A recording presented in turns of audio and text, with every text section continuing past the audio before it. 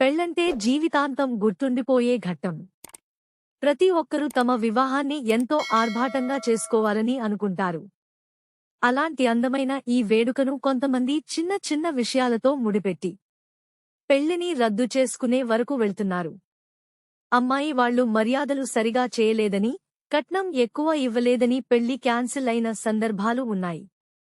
ఇలా వింత వింత కారణాలతో ఏకంగా పీటల మీద కూడా పెళ్లిళ్లు ఆపేస్తున్నారు. అచ్చం అలాంటి ఘటనే తెలంగాణలో జరిగింది.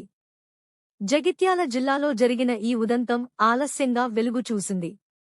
నిశ్చితార్థం రోజు మటన్ బొక్క వడ్డించలేదని ఆగ్రహం చెందిన వరుడి కుటుంబ సభ్యులు చివరికి పెళ్లిని క్యాన్సిల్ చేసుకున్నారు.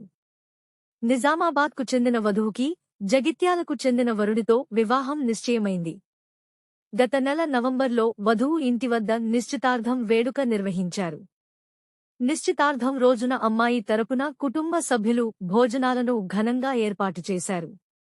వివాహానికి వచ్చిన అతిథులందరికీ నాన్ వెజ్ వంటలు వండించారు.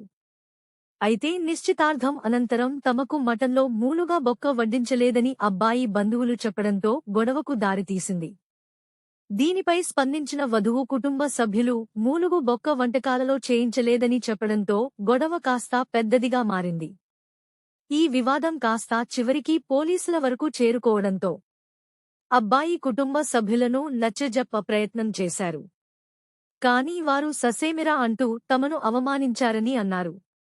అంతేగాక మటన్ బొక్క మెనూలో లేదన్న విషయాన్ని వధువు కుటుంబ సభ్యులు ఉద్దేశపూర్వకంగా తమకు తెలియకుండా దాచిపెట్టారని వాదించారు. చివరికి ఈ పెళ్లి వద్దంటూ వరుడి కుటుంబం తెగేసి చెప్పడంతో వివాహం రద్దు చేసుకున్నారు. అయితే ఈ ఘటన అచ్చం ఇటీవల టాలీవుడ్లో వచ్చిన బలగం సినిమాలోని కథను గుర్తుచేసింది. మార్చిలో విడుదలైన ఈ సినిమాలో మూలుగా బొక్క కోసం బావ బామర్దుల మధ్య గొడవ జరిగి విడిపోతారు. ఇక్కడ కూడా అలాగే మూలుగా బొక్క కోసం గొడవపడి చివరకు పెళ్లి సంబంధం రద్దయింది.